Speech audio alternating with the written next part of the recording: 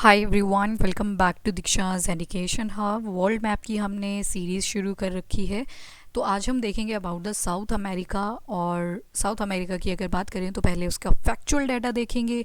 कुछ कंट्रीज़ हमने last lecture में भी देखी थी, अगर आपको याद हो तो। एक देखा था ब्राज़ील, दूसरा हमने देखा था अर्जेंटीना, तीसरी हमने देखी थी चिली, चौथी हमने देख ली थी कोलंबिया, फिर देखी थी हमने इक्वाडोर, फिर देखी थी पैराग्वे और उरुग्वे। और क्या क्या चीज़ें पड़ी थी, थोड़ा सा रिकॉल करने की ट्राई करना। पैराग्वे और उरुग्वे दोनों का नाम सुनने में तो सेम लगता है, बट इनका बॉर्डर जो है वो आपस में टच नहीं करता। बाकी दो कंट्रीज़ इक्वाडोर और चिली हमने देखी थी, they don't share border with the Brazil. दो ऐसी कंट्री साउथ अमेरिका की जो ब्राज़ील के साथ बॉर्डर नहीं बनाती, वो है एक तो इक्वाडोर और दूसरी देखी थी चिली। कौन कौन सी कंट्रीज़ के थ्रू इक्वेटर पास कर रही थी, तो तीन कंट्री से पास कर रही थी। वन इज़ इक्वाडोर, फिर कोलंबिया और फिर ब्राज़ील। फिर चार कंट्रीज़ ऐसी थी जिनके थ्रू ट्रॉपिक ऑफ कैप्रिकॉर्न पास कर रही थी। एक थी चिली, दूसरी थी अर्जेंटीना, देन पैराग्वे और ब्राज़ील। याद है ना इतना? अच्छा, मुझे ये कंट्री बताओ, उस कंट्री का नाम बताओ जो कि पैसिफिक वाटर के साथ भी शेयर कर रही थी अपना बॉर्डर, और दूसरा अटलांटिक वाटर के साथ भी शेयर कर रही थी। तो दैट वाज कोलंबिया। अगर मैं आपसे पूछूं गैलापैगोस आइलैंड कौन सी कंट्री की टेरिटरी है, तो इट इज़ ऑफ इक्वाडोर। ठीक है, ये रैंडम चीज़ें हमने कुछ याद करी थी। नाउ साउथ अमेरिका की अगर बात करें तो एरिया वाइज हमने देखा था कि इसका कौन सा रैंक था, फोर्थ लार्जेस्ट कॉन्टिनेंट था ये। ठीक है, पॉपुलेशन के बेसिस पे तो फिफ्थ हो गया था, बट एरिया के बेसिस पे क्या था, फोर्थ लार्जेस्ट कॉन्टिनेंट। और यहाँ पे लार्जेस्ट माउंटेन रेंज लाया करती है जिसका नाम है एंडीज़। एंडीज़ के बारे में तो आपको भूलना ही नहीं है। एंडीज़ माउंटेन यहाँ पे लाए करते हैं। कहाँ पे? तो ये देखो, 7 कंट्रीज़ हैं ऐसी जहाँ से ये टच करती है अपना border. This is the Andes. ये सारा क्या है, एंडीज़ वाला पार्ट है, बिल्कुल कॉर्नर पे जो साउथ अमेरिका का वेस्ट वाला पार्ट है। जितना भी वेस्टर्न कोस्ट लाइन है वहाँ पे क्या लाई करती है, एंडीज़। लार्जेस्ट माउंटेन रेंज है ये पूरे वर्ल्ड में largest mountain range is Andes. I hope याद हो गया आपको। 7 कंट्रीज़ के थ्रू ये पास कर रही है। तो सबसे पहले तो ऐसी कंट्रीज़ देखेंगे जो आपने पढ़ रखी हैं। कोलंबिया देखी थी ना, इक्वाडोर भी देख ली थी, चिली भी देख ली थी, अर्जेंटीना भी देख ली थी। तो ये 4 कंट्रीज़ तो आपने सुन रखी थी। तो उन चारों कंट्री से ये पास कर रही है, ब्राज़ील से ये टच नहीं करती। ठीक है, डू रिमेंबर कि ब्राज़ील से एंडीज़ टच नहीं करती। कोलंबिया, इक्वाडोर, अर्जेंटीना, चिली, यहाँ से ये एंडीज़ टच करती है। ठीक है जी। Second thing that you have to remember, Venezuela. Venezuela tip पे है। ठीक है, बिल्कुल टिप पे जो कंट्री मिलेगी आपको वो वेनेजुएला है। उसके बाद पेरू भी आएगी एक कंट्री, एक बोलीविया आएगी। अभी याद हो जाएगा सारा, by the end of the class आपको याद होंगी सारी कंट्रीज़। वेनेजुएला से लेके चिली तक ही आप देखोगे एक्सटेंशन रहेगी एंडीज माउंटेन की। ठीक है, फिर यहाँ पे आपको एक ओजस डेल सलाडो दिख रहा होगा, ये वॉल्केनो है। ठीक है, हाईएस्ट वॉल्केनो अगर पूछा जाए ना दुनिया का, तो that is Ojos del Salado. बस अभी इतना याद रखो, ज़्यादा कुछ नहीं याद करना। सेकंड हम देखेंगे हाईएस्ट एक्टिव वॉल्केनो, तो वो कौन सा है, ओजस डेल सलाडो। बिल्कुल यहाँ पे बॉर्डर वाले एरिया में मिलेगा आपको। लोकेशंस अभी देखेंगे जब वॉल्केनोस के बारे में पढ़ेंगे। हाईएस्ट नेविगेबल लेक कौन सी है, तो लेक टिटिकाना। अभी बस याद करो, हाईएस्ट नेविगेबल लेक कौन सी है, lake Titicaca. World largest sugar bowl भी आपको साउथ अमेरिका में मिलेगी, दैट इज़ एट साओ पोलो।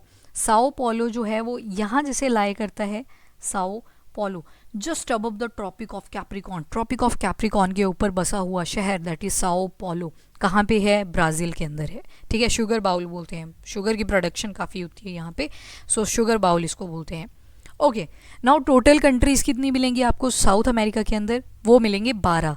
ये जो 12 कंट्रीज़ है ना, these are the sovereign nations, जिनको साउथ अमेरिका जो है अपनी कंट्रीज़ क्लेम कर सकता है, जो एक्चुअल में उसी की कंट्रीज़ हैं।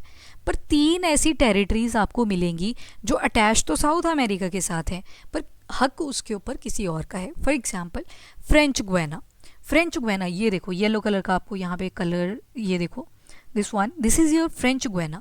नाम से ही पता लग रहा है फ्रांस की एक टेरिटरी है, दैट इज़ फ्रेंच गुयाना। याद कर लो इसको, फ्रेंच गुयाना ये फ्रेंच की टेरिटरी है, ओवरसी टेरिटरी है। ठीक है, ओवरसी मतलब इसकी जो एक्चुअल कंट्री है वो बहुत दूर है जाके, पर साउथ अमेरिका में ये प्रेजेंट है। अब यहाँ पे एक जगह है that is Kourou. French Guiana के अंदर एक जगह है कोरू। तो जितनी भी फ्रांस को अपनी सैटेलाइट लॉन्च करनी होती है वो कहाँ से करता है, फ्रेंच गुयाना, क्योंकि फ्रांस की साइड में आपको जगह नहीं मिलेगी लॉन्चिंग के लिए प्रॉपर, ठीक है। और लैंड सरफेस के ऊपर जो है वो लॉन्चिंग करना इतना ईजी नहीं होता, बहुत टफ प्रोसेस होती है, लॉस का बहुत ज़्यादा चांस रहता है, डैमेज का बहुत ज़्यादा चांस रहता है। So Kourou is the place in French Guiana. French Guiana आपको यहाँ पे साउथ अमेरिका के साथ मिलेगी, but it is a oversea territory, that is the first. बाकी दो और ऐसी टेरिटरीज़ हैं जो कि ओवरसी टेरिटरीज़ हैं और यूके को बिलोंग करती है, यूनाइटेड किंगडम को बिलोंग करती है। बिल्कुल बॉटम में आ जाओ, हेयर अर्जेंटीना की साइड में फॉकलैंड आइलैंड आपको दिखेगा। ये फॉकलैंड आइलैंड बैठा किसकी साइड में है, साउथ अमेरिका की साइड में, पर किसकी ओवरसी टेरिटरी है, तो यूके की है। इसी की साइड में आपको यहाँ पे शो नहीं हुआ है, यहाँ पे आपको साउथ जॉर्जिया करके मिल जाएगा एक, साउथ जॉर्जिया। अब ये साउथ जॉर्जिया किसकी टेरिटरी है, अगेन ये भी किसकी टेरिटरी मिलेगी आपको, United kingdom. Do remember this 3 countries के नेम। तो ये सारी क्या है, ओवरसीज टेरिटरी, ठीक है। गैलापैगोस मैंने आपको बता दिया था, ये आपका इक्वाडोर है। इक्वाडोर की बिल्कुल यहाँ पे अगर आप जाओगे वेस्ट डायरेक्शन के अंदर तो यहाँ पे आपको आइलैंड्स मिलेंगे, दैट इज़ गैलापैगोस आइलैंड। आपने एक डार्विन का नाम सुना होगा, ठीक है, नेचुरल सिलेक्शन हो गया, सर्वाइवल ऑफ फिटेस्ट, उन सब चीज़ों के ऊपर बात करी थी डार्विन ने। तो डार्विन ने अपनी स्टडी गैलापैगोस आइलैंड में ही करी है। और आपने देखे होंगे आपके जो भी लोग इंटरेस्टेड होते हैं फोटोग्राफी में, तो उनको काफ़ी इंटरेस्ट होता है कि कभी ना कभी तो लाइफ में गैलापैगोस आइलैंड जाएंगे। क्यों जाएंगे, क्योंकि यहाँ पे बर्ड्स की बड़ी सारी स्पीशीज़ हैं, इतने सारे पक्षी हैं ना यहाँ पे, एक से एक यूनिक, और आधी स्पीशीज़ का तो पता भी नहीं है। तो दैट्स वाई जो गैलापैगोस आइलैंड है ये इंपॉर्टेंट है। तो किसकी टेरिटरी है, इक्वाडोर की टेरिटरी है। ये जो गैलापैगोस एक नेशनल पार्क भी मिलेगा आपको अंदर, उसको यूनेस्को वर्ल्ड हेरिटेज साइट की लिस्ट में भी शामिल कर रखा है, ठीक है। उसके बाद इक्वेटर ECB से पास करती है, याद रख लो, इक्वाडोर, कोलंबिया, ब्राज़ील।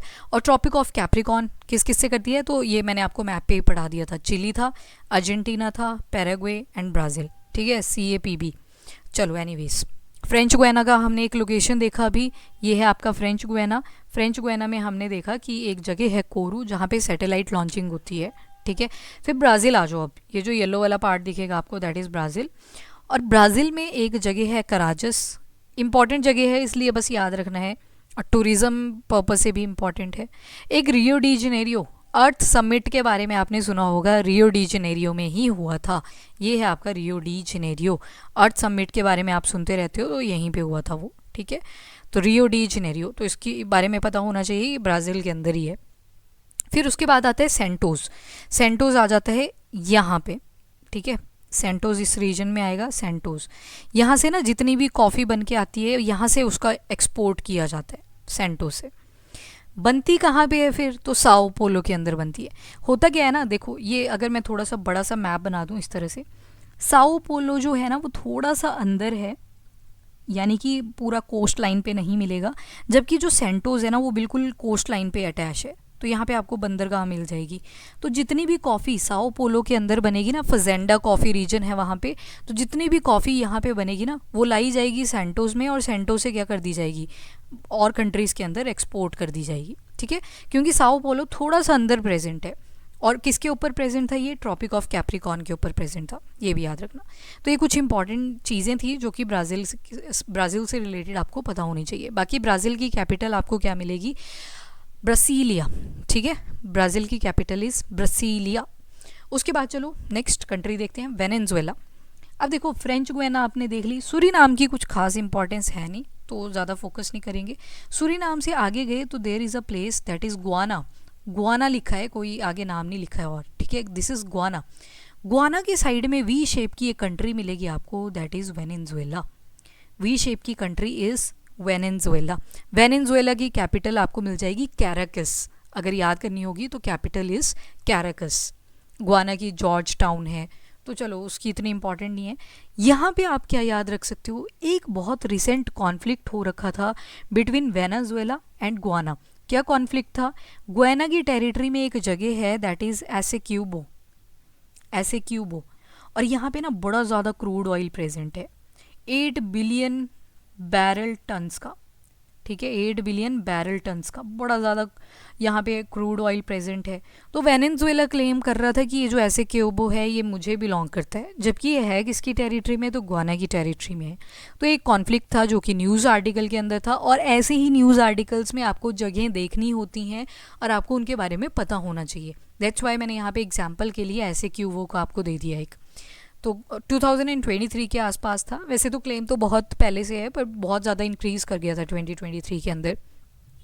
तो ऐसे आर्टिकल्स आपको न्यूज़पेपर में मिलते रहेंगे, आपने देखते रहना है उनको, ऑल्दो हम शॉर्ट वीडियोस में वो कवर करते रहा करेंगे, ठीक है। ऐसे क्यों हो, यहाँ पे एक वेनेजुएला का एक अपनी लेक भी है माराकाइबो, और वहाँ पे ऑयल भी प्रेजेंट है, माराकाइबो ऑयल उसके अंदर प्रेजेंट भी है, और एक पोर्ट भी है इनका माराकाइबो पोर्ट, ये बिल्कुल टॉप पे मिलेगा पोर्ट, यहाँ पे माराकाइबो पोर्ट मिल जाएगा आपको, लेक भी है साइड में माराकाइबो। तो एक ऑयल देखो, ये ऑयल के पास है तो है इनके पास ऑयल, बट स्टिल गुयाना के जो ऑयल के रिजर्व्स हैं उसके ऊपर भी ये अपना क्लेम करते हैं।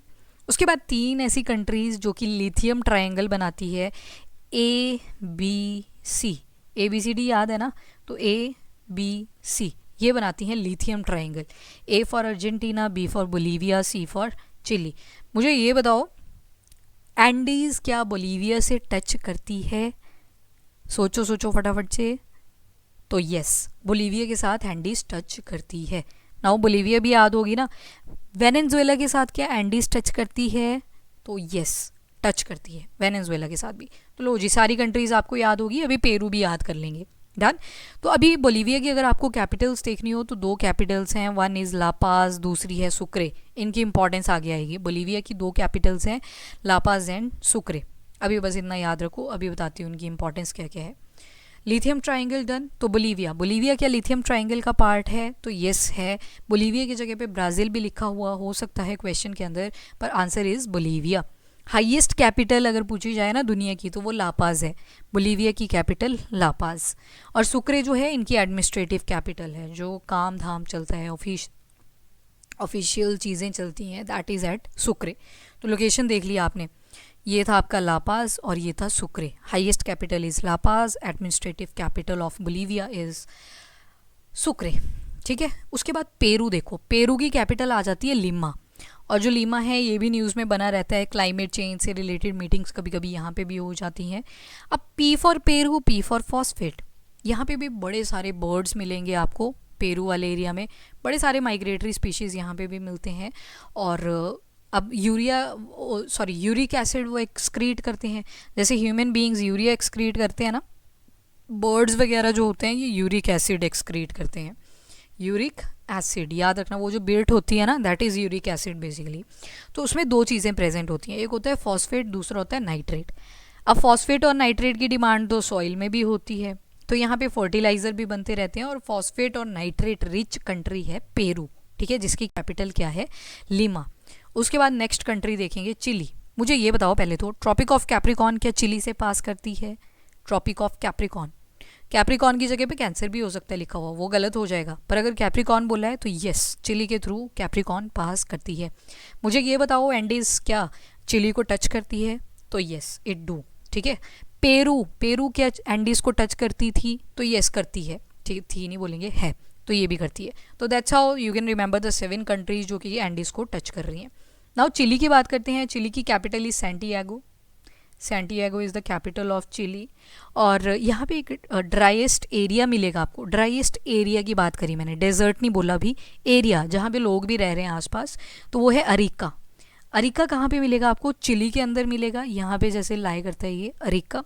और यहाँ पे एक कॉपर रिच रिजर्व भी है, कहाँ पे है? तो लोकेशन इज़ चुकीकमाटा,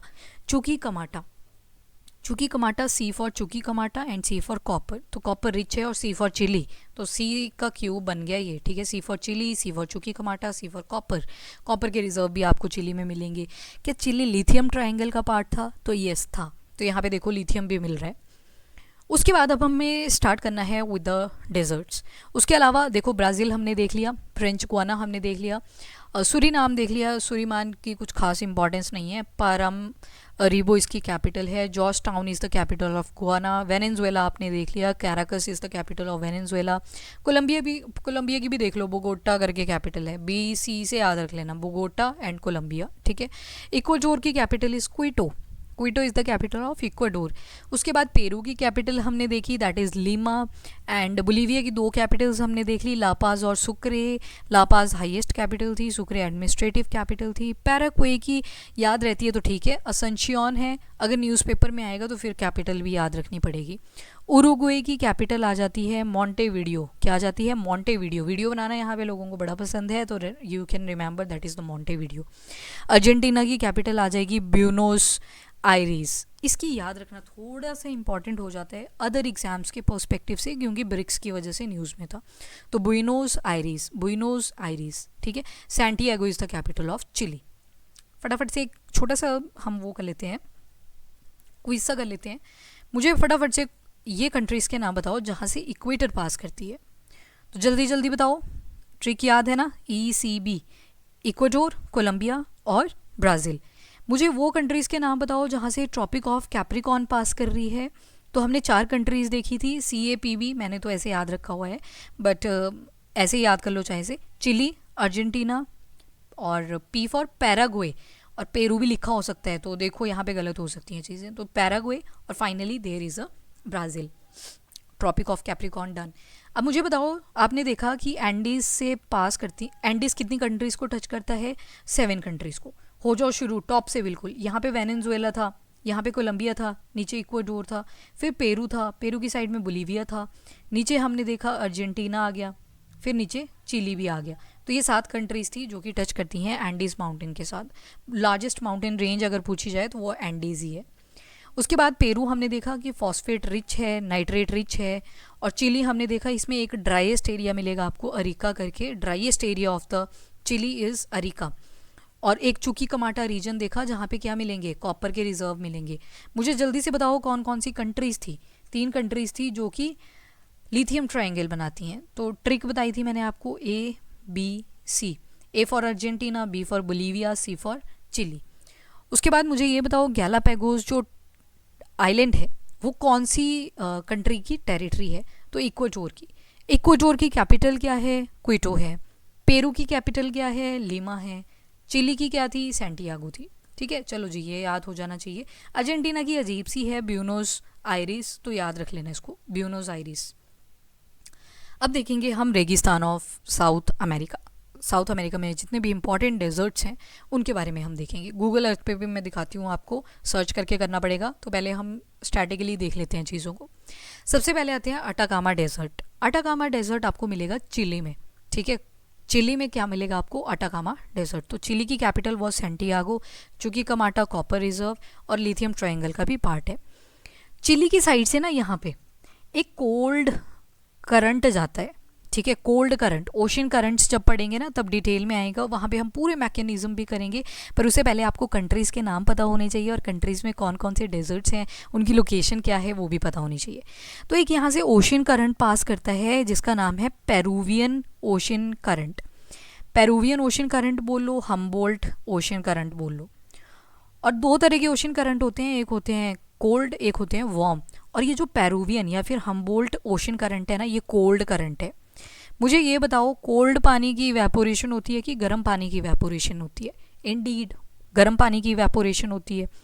अब यहाँ पे विंड जो है ना वो जाती भी उल्टी डायरेक्शन में है और ऊपर से पानी भी ठंडा है। तो ये जो ये वाला एरिया है यहाँ पे बारिश ही कुछ नहीं हो पाती, जिस वजह से यहाँ पे डेजर्ट बन गया और डेजर्ट का नाम पड़ गया अटाकामा डेजर्ट। तो वर्ल्ड का अगर ड्राइएस्ट डेजर्ट हम देखें तो दैट इज़ अटाकामा डेजर्ट। कहाँ पे लोकेटेड है? चिली के अंदर है, कोल्ड डेजर्ट की कैटेगरी में आता है। तो देखो यहाँ पे एंडीज़ माउंटेन आ गई ना, बीच में हमने अभी पढ़ी एंडीज़, चिली और अर्जेंटीना के बीच से भी गई है एंडीज़ माउंटेन। यहाँ पे एंडीज़ माउंटेन आ जाती है और जो हवाएं हैं वो भी उल्टी डायरेक्शन में जा रही हैं। वो देखो उस तरफ को डायरेक्शन जा रही है, ऊपर से यहाँ पे कोल्ड वाटर है तो इस तरफ को बारिश ज़्यादा होगी और यहाँ पे जो एरिया था वो बिल्कुल सूखा पड़ जाएगा, जिस वजह से यहाँ पे डेजर्ट की फॉर्मेशन हो जाती है। तो दैट इज़ अटाकामा डेजर्ट। कौन सा करंट इसके साइड से पास होता है, तो दिस इज़ पेरूवियन या Humboldt ocean current, cold current है, ये भी याद होना चाहिए, ठीक है। तो दैट इज़ द रीज़न क्यों यहाँ पे डेजर्ट बना। उसके बाद दूसरा जो डेजर्ट पढ़ेंगे वो है पैटागोनियन डेजर्ट, ये आपको मिल जाएगा अर्जेंटीना के अंदर। पैटागोनियन डेजर्ट पढ़ेंगे अभी, बाद में ग्रासलैंड्स भी आएंगे, ठीक है। तो पहले डेजर्ट कैसे बने। अब देखो, दो तरह की हवाएं होती हैं, एक होती हैं ईस्टर्ली, एक होती हैं वेस्टर्ली। ईस्टर्ली ऐसी हवाएं होती हैं जो ईस्ट डायरेक्शन में आती हैं, ठीक है। तो चिली तक पहुंचते पहुंचते तो ईस्टर्ली थी, पर यहाँ पे हवा का जो रुख है वो बदल जाता है और यहाँ पे वेस्टर्ली मिलेंगी, मतलब ऐसी हवाएं जो वेस्ट डायरेक्शन में आ रही हैं। ये पूरा का पूरा सिस्टम हम कॉन्सेप्चुअल वाली वीडियोस में करेंगे, अभी बस याद रख लो। अब देखो, हवा का फ्लो एक तो इस तरफ को है, और ऊपर से आपको याद होगा एंडीज माउंटेन यहाँ पे अर्जेंटीना से भी टच कर रही है। चिली इस तरफ को आ जाएगा, अर्जेंटीना इस तरफ को आ जाएगा। अब जब हवाएं इस तरफ को जा रही हैं, ऊपर से पानी जो होगा वो सारा का सारा कहाँ पे रह जाएगा, इस एरिया में रह जाएगा, क्योंकि एक क्या था वहाँ पे। अब देखो, जो पानी का रुख है वो तो पानी वाली साइड से है, पानी के साथ ये क्या करेगा, अपने साथ हवाएं पानी ले जाएगी अपने साथ, और जब अपने साथ पानी लेगी तो यहाँ पे बारिश भी तो होगी।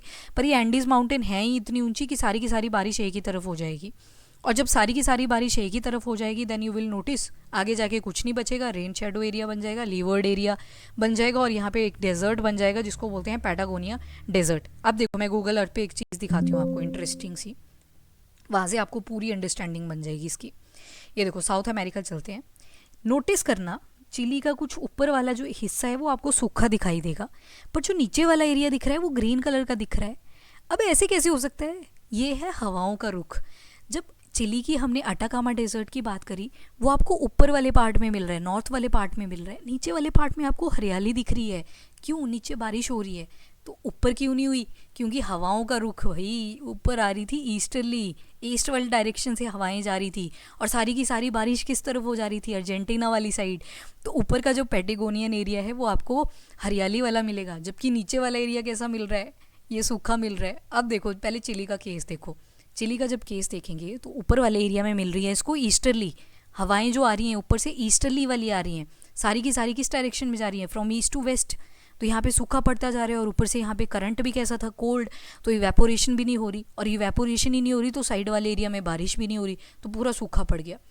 अब जब नीचे जाएंगे ना, तो हम जब पढ़ेंगे कॉन्सेप्ट ईस्टर्ली और वेस्टर्ली का, तो यू विल नोटिस यहाँ से आएंगी वेस्टर्लीज, और जब वेस्टर्लीज आएंगी तो हवाएं अपने साथ पानी भी लेके जाएंगी, और जब पानी लेके जाएंगी तो बादल भी बनेंगे, और जब बादल बनेंगे तो बारिश भी होगी। और यहाँ से जा रही है एंडीज़ माउंटेन, ये बीच से क्या जा रही है, सारी एंडीज़ माउंटेन जा रही है, और यहाँ पे बारिश होगी, पर आगे वाला एरिया रेन शेडो बन जाएगा। तो अर्जेंटीना का ये जो पैटागोनिया वाला एरिया है ये पूरा का पूरा डेजर्ट बन जाएगा, क्योंकि जो हवाएं हैं वो बिल्कुल सूखी पहुंची आगे, और जो डायरेक्शन है विंड की वो इस तरफ को जा रही हैं, किस तरफ को, फ्रॉम वेस्ट टू ईस्ट की तरफ को जा रही हैं। तो अगेन यहाँ पे भी सूखा पड़ गया। पर जब ऊपर वाले एरिया में देखोगे तो अर्जेंटीना का ही हिस्सा है, पर ग्रीन कलर का दिखेगा। अब ये ग्रीन कलर का क्यों है, क्योंकि यहाँ से हवाएं आ रही थी from east direction to west direction, that's why यहाँ पे आपको ग्रीन कलर का दिखेगा। और जो पैटागोनियन डिजर्ट है वो आपको सदर्न टिप ऑफ अर्जेंटीना पे मिलता है। आई होप मैं थोड़ा क्लियर कर पाई आपको, जब कॉन्सेप्ट करेंगे तब तो ये पूरा ही क्लियर हो जाएगा, वहाँ पे हम केस स्टडी के फॉर्म में पढ़ेंगे इन कंट्रीज़ को, ठीक है। ओके, नाउ लेक्स के बारे में देखेंगे। तो दो डेजर्ट याद रखना, वन इज़ अटाकामा डेजर्ट और दूसरा है पैटागोनियन डेजर्ट, ठीक है। ऊपर तो रेन फॉरेस्ट एरियाज मिलेंगे हमें। अब लेक्स हमें पढ़नी है। सबसे पहले देखेंगे लेक पोपो। लेक पोपो आपको मिलेगी बोलीविया के अंदर, और ख़ास बात ये है कि ये सूख रही है बेचारी, तो that is the significance of lake Poopó. News में क्यों थी, क्योंकि सूख रही है इस वजह से। फिर देखेंगे लेक टिटिकाना। याद करो, स्टार्टिंग में हमने बोला कि ये हाईएस्ट नेविगेबल लेक है, तो ये कहाँ पे मिलेगी आपको, ये बोलीविया है, ये पेरू है, इन दोनों के जो बॉर्डर शेयर हो रहे हैं ना, जहाँ पे बिल्कुल बीच में मिलेगी आपको। तो there is a lake Titicaca. Poopo is in Bolivia, और जो लेक टिटिकाना है वो बोलीविया और पेरू के बॉर्डर पे है। तो लेक टिटिकाना है at the border of Peru and Bolivia, याद रखना इसको। Lake Maracaibo. Maracaibo oil reserves कहाँ पे देखे, वेनेजुएला के अंदर हमने देखे। तो लेक माराकाइबो आपको यहाँ पे मिलेगी, वेनेजुएला में बिल्कुल टॉप पे मिलेगी। टॉप पे क्यों बोला मैंने, तभी तो पोर्ट बनेगा, बंदरगाह भी थी ना एक माराकाइबो पोर्ट बंदरगाह, तो माराकाइबो बिल्कुल टॉप पे है। और ये ना लगून लेक है, ये लगून लेक है। लगून लेक कैसे बनती है, इस तरह पूरा समंदर होगा, बीच में ना छोटे छोटे लैंड मास बन जाएंगे इस तरह से, और एक छोटी सी लेक क्रिएट हो जाती है जिसको बोल देते हैं लगून लेक। क्या बोल देते हैं उसको, लगून लेक।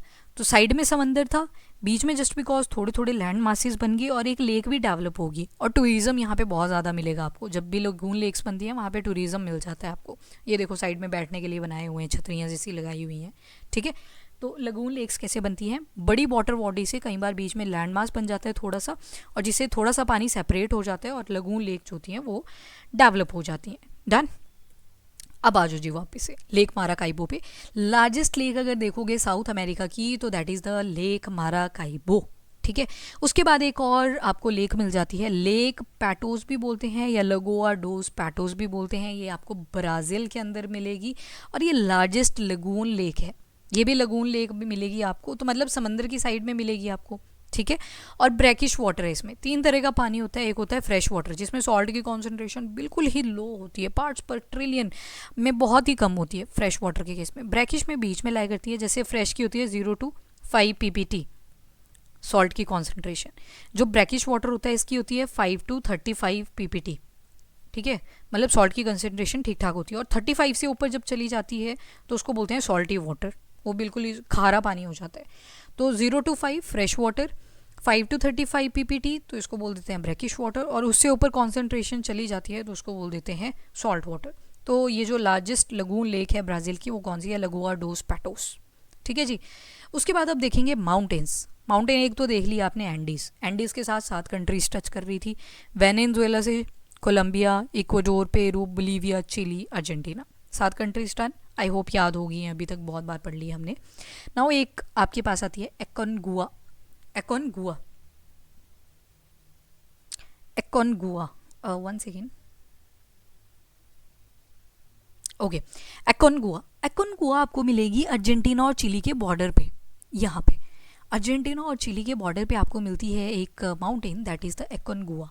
हाईएस्ट माउंटेन है ये साउथ अमेरिका की। साउथ अमेरिका की अगर हाईएस्ट माउंटेन पूछी जाए तो दैट इज़ द एकोनगुआ। और यहाँ पे एक्सटिंक्ट वॉल्केनो आपको मिलेंगे, मतलब ऐसे वॉल्केनो जो बहुत टाइम पहले इरप्ट हुए थे, हज़ारों साल पहले इरप्ट हुए थे, अभी तक उनका प्रेजेंट में कोई ऐसा हमें देखने को नहीं मिलता कि वो दोबारा से इरप्ट हो सकते हैं। वॉल्केनो ऐसी शेप्स आपने देखी होंगी, इनसे लावा निकलता है, अंदर होते हैं जब तक तब तक मैग्मा बोलते हैं, और जब बाहर निकल जाता है इरप्ट होके तो उसको लावा बोल देते हैं। तो एकोनगुआ अर्जेंटीना और चिली के बॉर्डर पे। Ojos del Salado, highest active volcano अगर वर्ल्ड में पूछा जाए तो वो है ओजस डेल सलाडो। बस यहाँ पे अर्जेंटीना में मिलेगा और चिली के बॉर्डर पे मिलेगा। यहाँ पे ओजस डेल सलाडो आपको मिल गया। एकोनगुआ नीचे है थोड़ा, यहाँ पे एकोनगुआ मिलेगा और इसके ऊपर ओजस डेल सलाडो। नीचे एकोनगुआ माउंटेन देख लिया आपने, और ऊपर ओजस डेल सलाडो जो कि एक वॉल्केनो भी है, अर्जेंटीना और चिली के बीच में मिलता है। उसके बाद देखेंगे एल मिस्टी, एल मिस्टी पेरू में मिलेगी, यहाँ पे मिल जाएगी आपको एल मिस्टी, पेरू में माउंटेन है। और हुआस्करन इससे और ऊपर मिलेगी आपको, हुआस्करन ये पेरू में ही है दोनों, ठीक है, एल मिस्टी भी और हुआस्करन भी।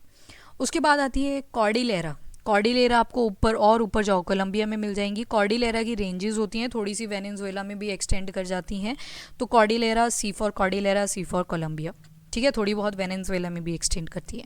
बाकी एंडीज़ आपने देख ली। ये फोल्ड माउंटेन का एग्जाम्पल है। फोल्ड माउंटेन बेसिकली जब बनी थी ना तो 2 कॉन्टिनेंट की प्लेट्स आपस में टकराती थी और वो ऐसे फोल्ड से बना देती थी, तो नाम पड़ गया फोल्ड माउंटेन्स। कैसे बनती हैं पूरी मैकेनिज्म हम कॉन्सेप्ट में देखेंगे। अभी याद रख लो कि एंडीज़ जो है वो एग्जाम्पल हैं फोल्ड माउंटेन का। प्लेटू, अब प्लेटू की बात कर लेते हैं। माउंटेन आपको इस तरह से दिखती है, हाइट काफ़ी ज़्यादा होती है। कई बार क्या होता है इरप्शंस हो जाती हैं ऊपर, ये वाला एरिया जो है हवाओं की वजह से उड़ता रहता है और एक बिल्कुल टेबल लाइक स्ट्रक्चर बन जाता है जिसको बोलते हैं प्लेटू, ठीक है। इसकी हाइट कम होती है कंपेयर टू द माउंटेन। तो सबसे पहले आता है बोलीवियन प्लेटू, इसको अल्टीप्लानो भी बोलते हैं। बोलीवियन प्लेटू यानी कि बोलीविया में ही लाई करेगा इंडीड, ठीक है। पेरू और बोलीविया तक एक्सटेंड कर जाएगा। पेरू में थोड़ा सा ही एरिया है बट बोलीविया में मैक्सिमम एरिया है, तो बोलीवियन प्लेटू इसका नाम पड़ गया। इसको अल्टीप्लानो प्लेटू भी बोलते हैं और इंटर माउंटेन प्लेटो भी बोलते हैं। क्यों बोलते हैं इसको इंटर माउंटेन प्लेटो? बिकॉज ये जो प्लेटो है ये चारों तरफ से माउंटेन से सराउंडेड है, इसके चारों ओर क्या है माउंटेन्स हैं, तो that's why it is known as inter mountain plateau. चारों तरफ क्या है माउंटेन्स प्रेजेंट है। तो Bolivian plateau is also known as Altiplano, और दूसरा इंटर माउंटेन प्लेटो भी इसको बोलते हैं, और एंडीज़ भी यहाँ से गई थी। चारों तरफ से इसमें माउंटेन्स प्रेजेंट हैं, that's why it is known as inter mountain plateau. उसके बाद एक प्लेटो मिलेगा आपको मैटो ग्रासो का, ये ब्राज़ील में आ जाएगा। एक और मिलता है ब्राज़ील के ही अंदर, दैट इज़ द बार्बोरिमा प्लेटो, ये भी ब्राज़ील के अंदर मिल जाएगा। एक है पैटागोनियन प्लेटो, स्टेपे प्लेटो भी इसको बोल देते हैं, ये ऊपर वाले पार्ट में मिलता है यहाँ पे, ठीक है, अर्जेंटीना के नीचे तो डेजर्ट था याद करो, ऊपर वाले एरिया में मिल जाएगा, थोड़ा बहुत नीचे तक एक्सटेंड होगा। वर्ल्ड का 8th लार्जेस्ट जो प्लेटो है वो आपको यहीं पे देखने को मिलेगा, पैटागोनियन प्लेटो, जिसको स्टेपे प्लेटो भी बोलते हैं। अब इसकी क्या खास बात है कि ये एंडीज़ के फुट हिल्स पे बना हुआ है। यहाँ पे एंडीज़ माउंटेन थी ना, तो इसके पैरों में बना हुआ है ये इस तरह से। फुट हिल्स पे जब भी कोई प्लेटो बनता है तो उसको बोलते हैं पिडमॉन्ट प्लेटो। तो P for Patagonia, P for Piedmont, तो ये पिडमॉन्ट प्लेटो की कैटेगरी में आ जाता है। और इसकी एक तरफ क्या होती है, पहाड़ी होती है, और दूसरी तरफ जो होता है इन टाइप के प्लेटोस के, वो पानी होता है। तो अर्जेंटीना में देखो, यहाँ पे पहाड़ी थी ना एंडीज़, यहाँ पे एरिया आ गया, दैट इज़ द पैटागोनियन प्लेटो आ गया, और आगे क्या है, अटलांटिक ओशन है, ठीक है। तो एक तरफ पहाड़ी होती है और एक तरफ पानी होता है, तो इस तरह से याद रख सकते हो। फिर ग्रासलैंड्स देखेंगे। ग्रासलैंड जो होते हैं ना, ये एक ट्रांजिशन वाली स्टेट बनाते हैं। एक तरफ मान लो जंगल था, अब जंगल से एकदम थोड़ी ग्रासलैंड्स आ जाएंगे, तो ग्रासलैंड में आपको थोड़े बहुत पहाड़ भी, पेड़ भी मिलेंगे और ग्रास ज़्यादा मिलेगा। तो ग्रासलैंड एक ट्रांजिशन एरिया हो गया।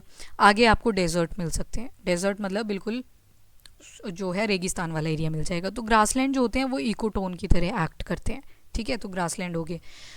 तो ग्रासलैंड की अगर कैटेगरी देखोगे ना, तो 3 तरह के आपको ग्रासलैंड मिलते हैं। एक तो होते हैं जो बिल्कुल इक्वेटर के ऊपर होते हैं, उनको बोल देते हैं इक्वेटोरियल ग्रासलैंड। और जो 23.5 डिग्री नॉर्थ से लेके 23.5 डिग्री साउथ तक एक्सटेंड करते हैं, उनको बोल देते हैं ट्रॉपिकल ग्रासलैंड्स। एंड जो उसके बियॉन्ड होते हैं 23.5 से ऊपर और 23.5 से नीचे की तरफ, उनको बोल देते हैं टेम्परेट ग्रासलैंड। जैसे लानोज आ जाता है। अब वेनेजुएला, इक्वेटर याद करो। अब तो पहले तो वही इक्वेटर ड्रॉ कर लो। इक्वेटर ड्रॉ करी मैंने कहाँ से, इक्वाडोर से, कोलंबिया से गई, ब्राज़ील से निकल गई। फिर ट्रॉपिक ऑफ कैप्रिकॉर्न ड्रॉ कर लो, चिली से गई, अर्जेंटीना से गई, पैराग्वे से गई और ब्राज़ील से निकल गई। तो ये तो था 0 डिग्री, ये था 23.5 डिग्री। अब जो भी इस रेंज में लाई करेगा ना ग्रासलैंड, उसको बोलेंगे ट्रॉपिकल ग्रासलैंड। इसके जो ऊपर जाएगा ये भी क्या होगा, ट्रॉपिकल ग्रासलैंड ही होगा भी, क्योंकि 23.5 जो आपकी ट्रॉपिक ऑफ कैंसर है, अब तो वो नॉर्थ अमेरिका से पास करेगी, तो इनको भी कैसे बोलेंगे, ट्रॉपिकल रेन फॉरेस्ट। उसके बाद जो नीचे वाले आएंगे ना, वो होंगे टेम्परेट, क्योंकि 23.5 डिग्री के नीचे आ गया टेम्परेट वाला जोन। तो लानोज अगर वेनेजुएला में है, तो वेनेजुएला में कैसे आ जाएंगे, ट्रॉपिकल ग्रासलैंड आ जाएंगे, क्योंकि 0 डिग्री टू 23.5 डिग्री नॉर्थ में क्या आ जाएंगे, सारे ट्रॉपिकल रेन फॉरेस्ट आ जाएंगे। यहाँ से एक रिवर पास करती है जिसका नाम है ओरिनोको रिवर, ओरिनोको रिवर।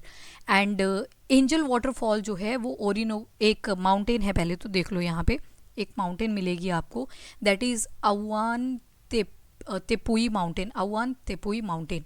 और यहाँ पे एक नेशनल पार्क भी है जहाँ पे ये माउंटेन लाई करती है, Canaima national park. UNESCO world heritage site का भी उसको दर्जा दिया गया है। यहाँ पे आपको एंजल वाटरफॉल भी मिलेगा, ठीक है।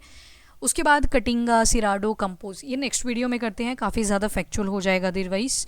तो थोड़ा सा देख लो पहले तो हमने क्या क्या चीज़ें आज कवर अप की। तो पहले तो हमने सारी कंट्रीज़ देख ली, एनालाइज कर ली पूरी तरह से, क्या क्या उनका सिग्निफिकेंस था कंट्रीज़ का, वो सब हमने देखा। डेजर्ट्स हमने देखे, लेक्स हमने पढ़ ली, लेक्स का क्या क्या सिग्निफिकेंस है वो भी हमने देख लिया। फ्रेश वाटर, ब्रैकिश वाटर और सॉल्ट वाटर में मैंने आपको डिफरेंस बता दिया। उसके अलावा हमने माउंटेन्स पूरी तरह से कवर कर ली। Now you can attempt some MCQs on the Telegram channel, ठीक है। टेलीग्राम पे मैं कुछ MCQs पुट करूँगी, वहाँ से आप आइडिया लगा सकते हो कि किस तरह के क्वेश्चन यहाँ से बन सकते हैं। सो अभी के लिए इतना ही, प्लेटो तक कंप्लीट कर लेना। ग्रासलैंड दोबारा से कल से पढ़ लेंगे, क्योंकि मैंने आपको बोला है 30 मिनट्स ही रखेंगे मैप की। Revision is very important for the maps, otherwise कुछ याद नहीं रहेगा। जब सारे कॉन्टिनेंट्स पढ़ लोगे तो कहाँ से याद रहेंगी सारी चीज़ें, ठीक है। तो बेटर है कि 2-3 बार रिवाइज करो, याद रहेगा। सो अभी के लिए इतना ही, बाइंड अप करते हैं। Thank you everyone. If you like the video, do like and share and subscribe the channel. Thank you everyone, have a nice day.